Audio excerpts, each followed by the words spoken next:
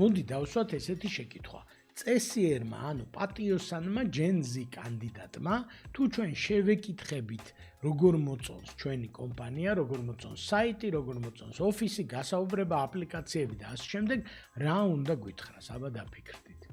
და რეალობა არის, რომ თუ წესიერ ადამიანს ელაპარაკებით, შეიძლება ძალიან არ უნდოდეს, მაგრამ მოკლედ მოუწევს თქმა, რომ რაღაცეები არ მოწონს. შეიძლება ეს ზრდილობიანად თქვა, შეიძლება პირდაპირ თქვას, უფრო პირდაპირობა ახასიათებთ ჯენზის წარმომადგენლებს, იმიტომ რომ სასიკეთოდ ამბობს, ამ კრიტიკაში არანაირი ნეგატივი არ არის. ამბობს, რომ ეს საიტი არის ცუდი და უკეთესი შეიძლება იყოს. ეს ვიდეო არის ცუდი და უკეთესი შეიძლება იყოს, ხო?